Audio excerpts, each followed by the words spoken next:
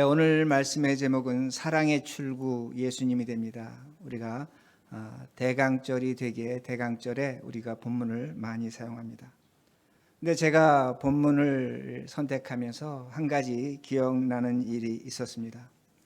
제가 목회 초반 때 기억나시겠지만 우리 교회가 인구도에 있었을 때 교인 중에 한 분이 저를 찾아오셨습니다. 그리고 말씀하시는 것이 뭐냐면 자신이 가장 사랑하는 분이 세상을 떠나셨다는 겁니다. 근데 자신은 예수를 믿고 구원받았지만 자신이 가장 사랑하는 분은 예수를 믿지 않았다는 겁니다. 그러기에 마음이 너무나 힘들고 아프니까 와서 신방을 해달라고 그렇게 말씀하십니다. 우리는 예수를 믿으면 구원이라는 믿음을 갖고 있습니다.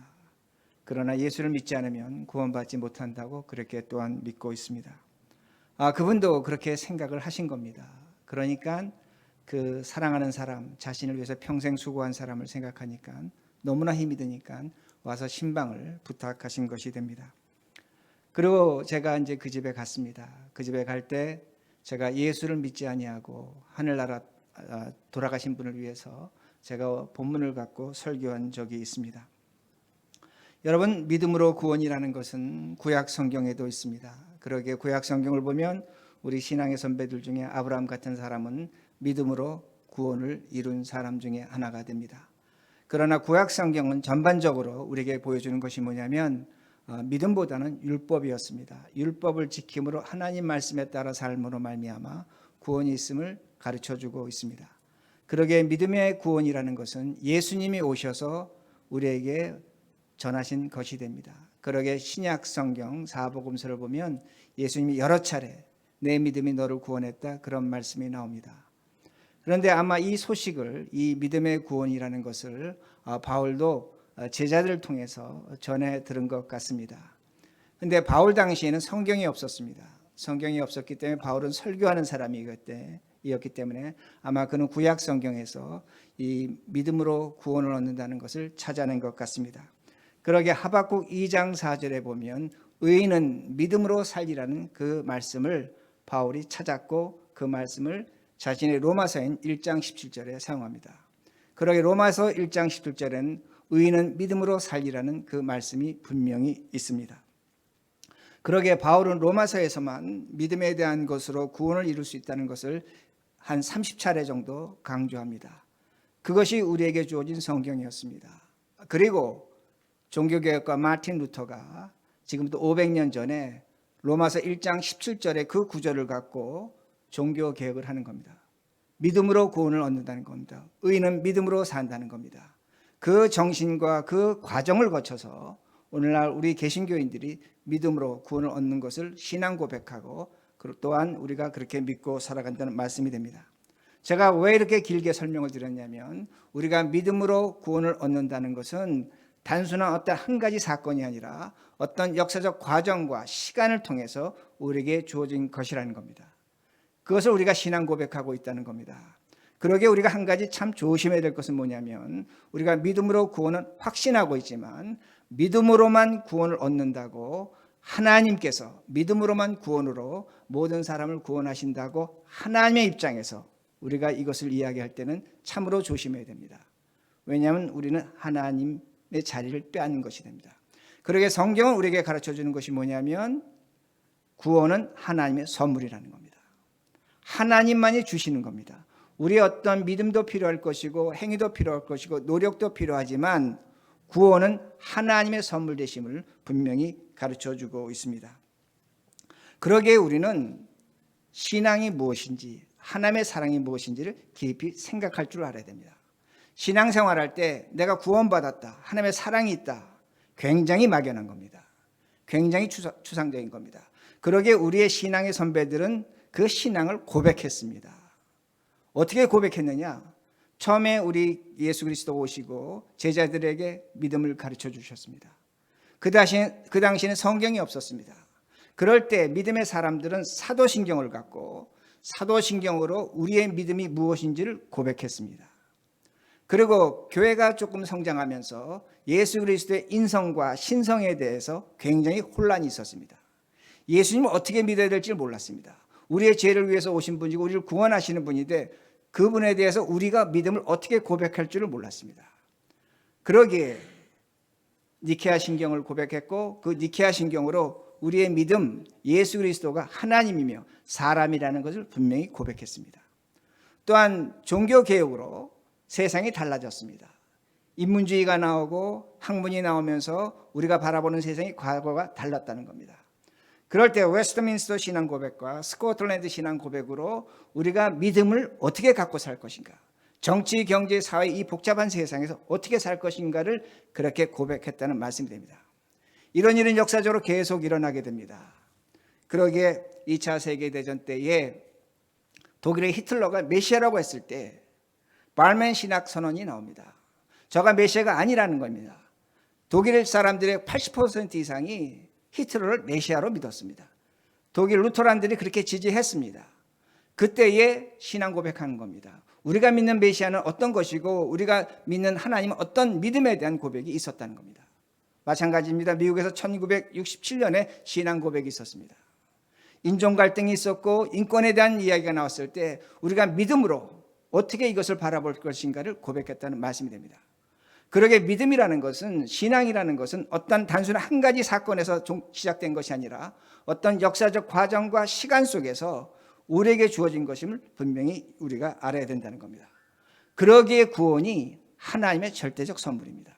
믿음은 우리가 갖고 있습니다. 교리도 갖고 있습니다. 신앙도 갖고 있습니다. 그러나 믿음과 교리와 신앙은 시간과 역사 쪽에서 우리가 고백하는 것이 달라질 수 있고 변화될 수 있습니다. 그러나 하나님의 사랑, 우리를 구원하신 하나님의 사랑, 우리에게 생명을 주신 하나님의 사랑은 절대로 변하지 않는다는 겁니다. 그러므로 하나님의 사랑이 중요하다는 겁니다. 그러기에 오늘 성경 본문은 우리에게 분명히 말씀합니다. 12절입니다. 잘 보시기 바랍니다. 그러므로 나의 사랑하는 자들아, 너희가 나 있을 때뿐 아니라 더욱 지금 나 없을 때에도 항상 복종하여 두렵고 떨림으로 너의 구원을 이루라 말씀합니다. 너의 구원이 완성됐다는 것이 아닙니다. 예수 그리스도로 완성됐죠. 그러나 너가 이 땅의 삶을 살아갈 땐 너의 구원을 두렵고 떨리는 마음으로 계속 이어가라고 말씀하는 겁니다. 그러게 현대인의 성경은 뭐라고 번역을 했냐면 계속적이라는 겁니다. 오늘 우리가 신앙생활하면서 우리의 구원 확신해야 됩니다. 감사해야 됩니다. 그러나 우리의 구원은 두려움과 떨림으로 이어가는 것임을 성경은 가르쳐줍니다. 그러나 구원은 하나님의 선물이라는 겁니다. 변하지 않는 하나님의 사랑으로 선물을 받는다는 겁니다. 그러면 우리가 교회에서 가장 많이 얘기하는 것이 뭐냐? 하나님의 사랑입니다. 제가 여러분에게 아주 간단하게 질문합니다. 하나님의 사랑이 무엇입니까? 여러분이 하나님의 사랑에 대해 설명할 수 있는가입니다. 과연 하나님의 사랑이 나에게 어떻게 나타나고 있는가? 어떤 분이 이렇게 얘기할지도 모릅니다. 하나님의 사랑은 사람마다 다릅니다. 사람마다 다르다면 그러면 그것이 하나님의 사랑이라고 우리가 어떻게 정의할 수 있는가입니다. 성경은 우리에게 하나님의 사랑이 무엇인지를 분명히 가르쳐줍니다. 그런데 이렇게 가르쳐주는 겁니다. 6절과 7절입니다. 그는 근본 하나님의 본체시나 하나님과 동등됨을 취할 것으로 여기지 아니하시고 오히려 자기를 비워 종의 형체를 가지사 사람들과 같이 되셨고, 자, 하나님의 사랑이 예수 그리스도를 통해서 나타났는데 그 예수 그리스도는 하나님과 동등하시다는 겁니다. 같다는 겁니다. 같은데 뭘로 오셨냐? 사람으로 오셨습니다. 여기에서 우리가 하나님의 사랑을 이해하지 못하는 것이 시작되는 겁니다. 하나님은 사람이 되셨습니다. 우리를 누구보다 잘 아십니다. 그런데 우리는 하나님이 될 수 없습니다. 신이 될 수 없습니다. 그러므로 우리는 하나님의 사랑을 오해하고 있다는 겁니다. 여기에 우리의 아픔이 있는 겁니다. 여러분이 집에서 자식을 키우는데 여러분이 자식에 대한 사랑을 갖고 계십니다. 그런데 그 자식이 여러분은 압니다. 그런데 그 자식은 여러분을 모릅니다. 거기에 사랑의 갈등이 있는 겁니다. 사랑을 제대로 이해하지 못하고 있는 겁니다. 분명히 하나님은 우리를 사랑하셔서 예수 그리스도를 보내셨는데 그 예수 그리스도에 대한 이해와 사랑이 우리에게 부족하다는 겁니다. 그것뿐만 아닙니다. 또 이렇게 오해가 발생합니다. 8절입니다. 8절. 사람의 모양으로 나타나셨으며 자기를 낮추시고 죽기까지 복종하셨으니 곧 십자가에 죽으심이라. 예수님이 십자가에 죽으셨습니다.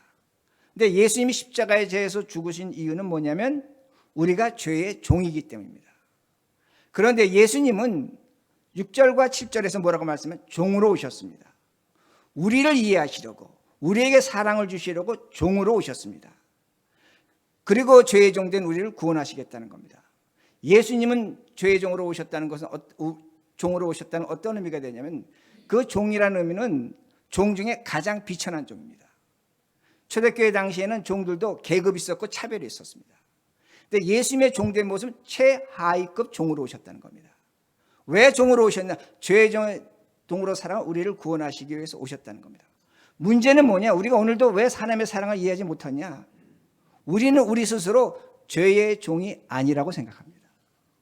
우린 죄인이 아니라고 생각한다는 겁니다. 우린 죄가 없다고 생각한다는 겁니다. 그러기에 죄인을 사랑하시며 사람으로 오시며 죄의 종으로 오신 그리스도 하나님의 사랑을 우리는 제대로 이해하지 못하고 있다는 겁니다. 제가 지금 계속 말씀드립니다. 왜 우리가 하나님의 사랑을 이해하지 못하는가? 우린 그럴 수밖에 없다는 겁니다. 그러기에 철학자 디오게네스는 등불을 들고 뭘 찾았냐면 진리의 사람을 찾았습니다. 완벽한 사람을 찾았습니다. 그런데 예수님은 십자가에 죽고 우리를 찾아오신 이유가 뭐냐면, 그 성령 하나님이 찾아오신 이유가 뭐냐면 죄인입니다. 세리입니다. 창기입니다. 나병 환자입니다. 그런 사람을 찾아왔다는 겁니다. 그게 우리라는 겁니다. 우리는 이것을 부인합니다. 내가 왜 죄인입니까? 왜 창기입니까? 왜 세리입니까? 내가 무슨 나병에 걸렸습니까? 아닙니다. 우리는 창기입니다. 죄송하지만 창기입니다. 우리가 살아가는 세상 뭘로 돌아갑니까? 돈입니다. 돈에 의해서 우리의 양심을 팔고 우리의 신앙을 팔 때가 있습니다. 우리는 창기와 같습니다. 우리는 오늘날에 21세기 나병 환자입니다. 나병의 특징이 뭡니까? 내가 어떻게 내 몸이 썩어가고 죽어가는지 모릅니다. 오늘날 세상 문명 속에서 우리가 어떻게 죽어가는지 우리 전혀 의식하지 못합니다. 며칠 전에 제가 뉴스를 봤습니다. NY에 있는 대학 교수인데 제가 이름은 잊었습니다. 뭐라고 얘기하냐면 그 사람이 나에게 14살 된 아들이 있는데 그 14살 된 아들에게 인스타그램을 하게 하느니 차라리 내가 그에게 말이 하나 주겠다는 겁니다. 잭 다니엘 위스키를 주겠다는 겁니다. 우린 모릅니다. 그걸 전문적으로 연구하는 사람이 아이에게 인스타그램 주고 틱톡 하게 하고 웹사이트 주는 것이 얼마나 위험하다는 것을 그 사람은 말하는 겁니다. 우리가 우리를 죽이고 있다는 겁니다. 우리가 우리 자녀들을 죽이고 있다는 겁니다. 그러게 차라리 나는 마리아나 피우게 하겠다는 겁니다. 잭 다니엘 위스키 주겠다는 겁니다. 이게 우리입니다. 우린 세리입니다. 좀 전에 말씀드린 것처럼 세상은 돈으로 판단합니다. 내가 내 자신, 여러분 뭘로 판단하십니까? 우리가 우리 자신 뭘로 판단합니까? 돈입니다. 돈으로 행복과 성공, 불행과 실패 판단합니다. 그러기에 우리는 죄인이라는 겁니다. 여러분 왜 죄인인 줄 아십니까? 오늘도 여러분 어떤 일을 당하면 억울해합니다. 내가 뭐 잘못했기 때문에, 내가 왜 이런 일을 당하는가, 내가 왜 이렇게 슬퍼하는가, 뭘 못했기 때문에.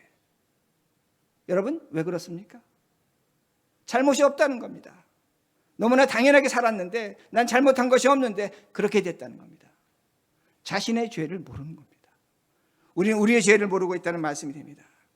그러기에 예수님은 죄의 종으로 살아가는 우리를 찾아오셨습니다. 창기와 같이, 세리와 같이, 나병 환자와 같이 정말로 죄인같이 살아가는 우리를 하나님은 찾아오셨다는 겁니다. 그런데 문제는 뭐냐면 우리는 하나님의 사랑을 유감스럽게도 모릅니다. 잘 모릅니다.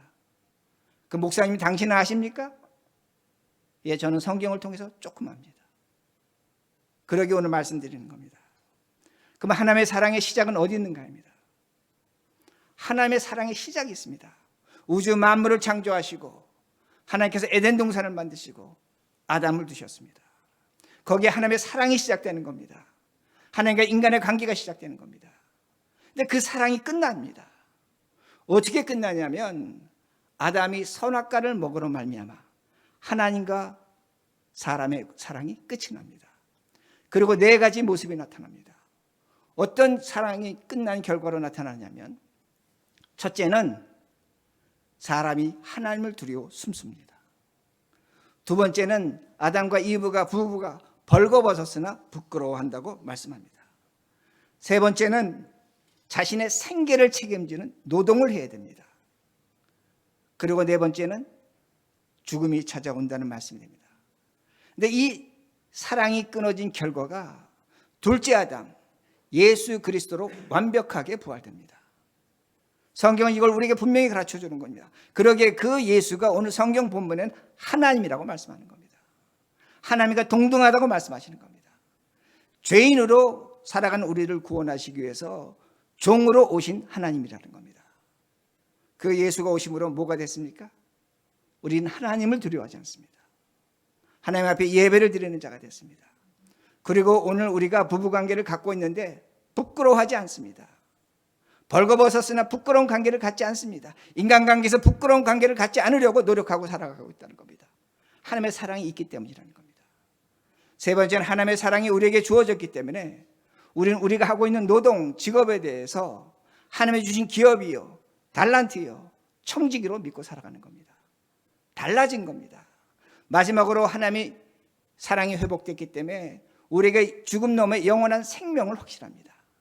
그러기에 오늘 삶을 살아가면서 오늘의 삶 속에서 하나님의 말씀대로 거룩하게 변화하려고 살아가고 있다는 겁니다. 이게 하나님의 사랑이라는 겁니다. 그러면 여러분은 생소하실 것입니다. 아니, 그게 어떻게 하나님의 사랑입니까? 아닙니다. 여러분, 이게 하나님의 사랑입니다. 예수 그리스도로 말미암아 끊어졌던 사랑이 회복된 것, 이것이 하나님의 사랑이라는 겁니다. 문제는 뭐냐? 오늘날 우리들이, 오늘날 교인들이 이걸 하나님의 사랑으로 생각하지 않습니다. 우리 오늘 엉뚱한 것을 하나님의 사랑으로 생각하고 있다는 겁니다. 제가 지난 금요일 날 신문을 봤습니다. 신문에 봤더니 이단을 연구하는 사람이 그 인터뷰한 내용이었습니다. 이단 연구한 사람이 첫 번째 내용이 뭔 줄 아십니까? 이렇게 말을 합니다. 이단에서 빠져나온 사람들이 공통적으로 하는 말들이 한 가지라는 겁니다. 내가 이단에서 받았던 사랑을 잊지는 못하겠습니다. 얼마나 놀랐습니까? 이단에서 빠져나왔는데 내가 이단에서 받은 그 사랑은 잊지 못하겠다고 그렇게 말합니다. 평생 잊을 수 없다고 말합니다. 그는 기사에서 말합니다.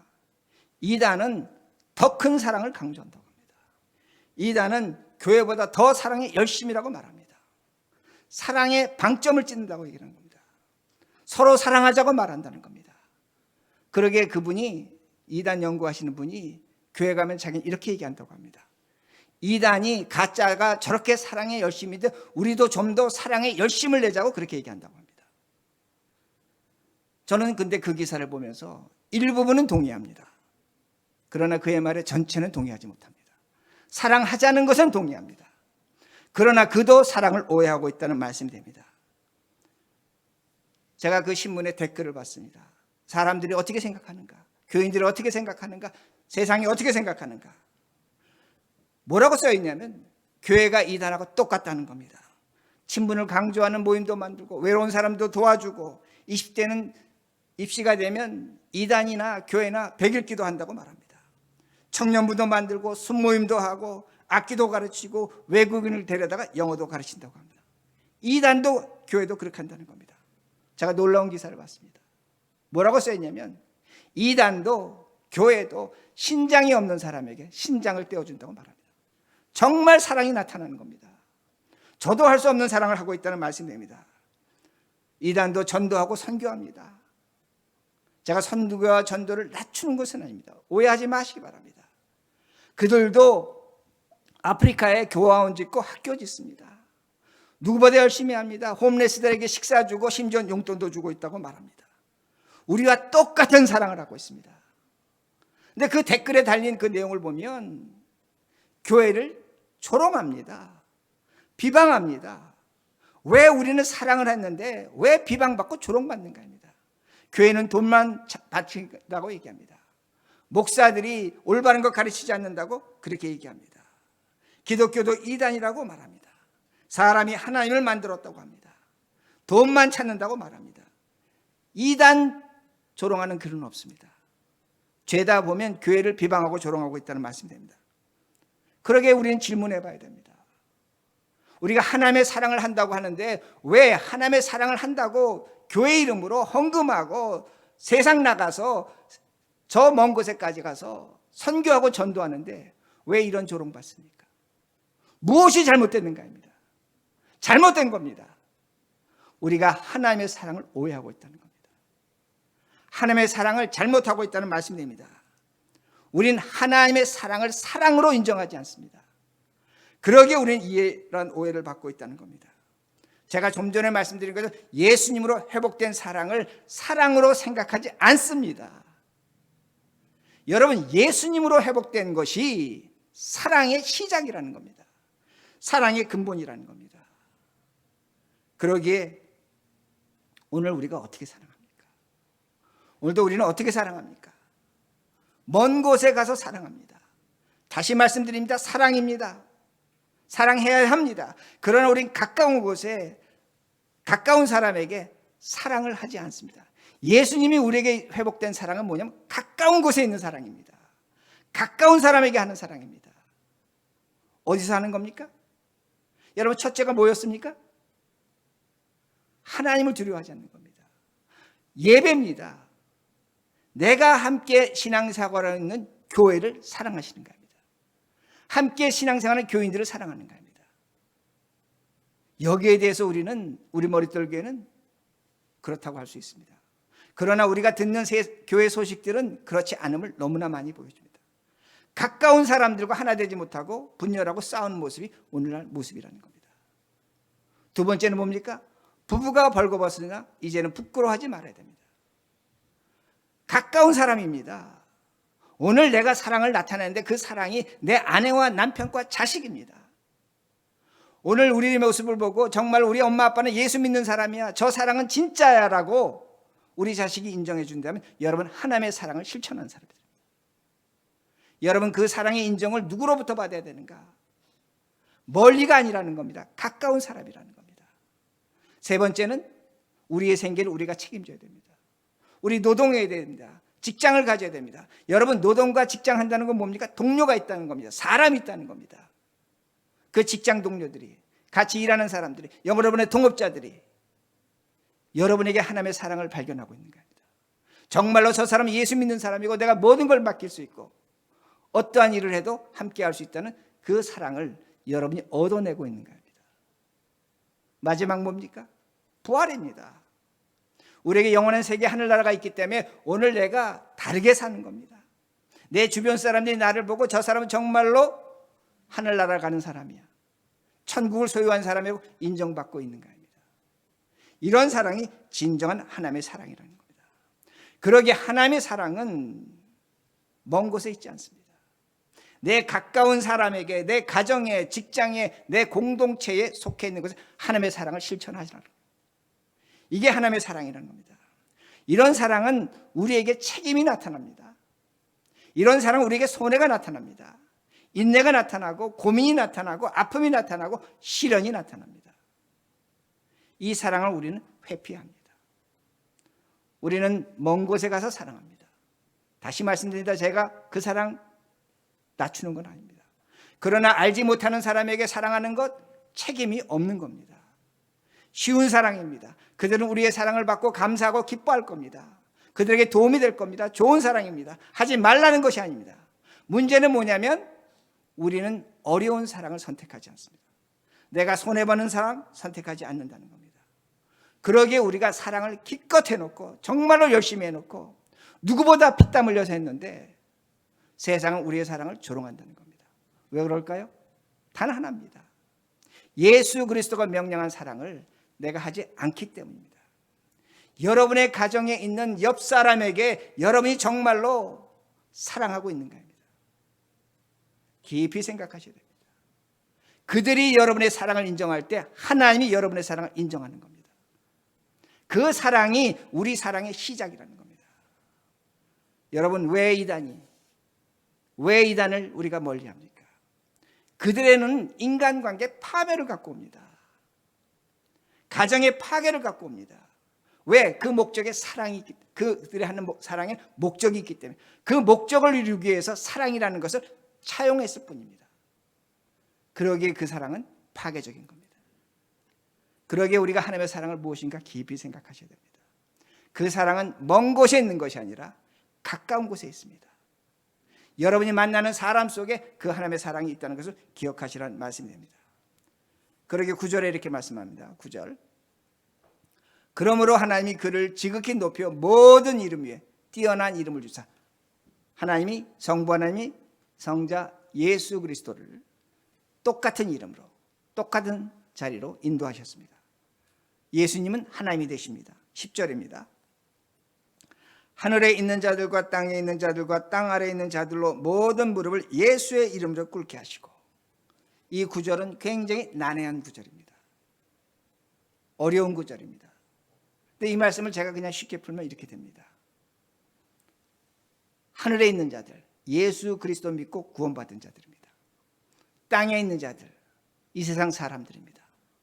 땅 아래에 있는 자들, 예수 믿지 못하고 하나님 거부하고 지옥에 있는 자들입니다. 근데 지금 성경은 뭐라고 말씀하고 있냐면 천국에 있는 자들과 땅에 있는 자들과 지옥에 있는 자들이 예수 그리스도에게 무릎을 꿇는다는 겁니다. 이 말씀은 어떤 의미가 되냐면 우리에게 확실히 알려주는 것이 있다는 겁니다. 하나님은 천국에 있는 자를 사랑하십니다. 이 땅에 있는 사람들 사랑하십니다. 그러나 성경이 우리에게 지금 가르쳐주는 것은 뭐냐면 하나님의 사랑은 어디에 있느냐? 지옥에도 있다는 겁니다. 지옥에 있는 자들을 무릎 꿇게 하시는 하나님의 사랑이 있다는 겁니다. 물론 여기에 대해서 신학적으로 여러 가지 논쟁할 수 있습니다.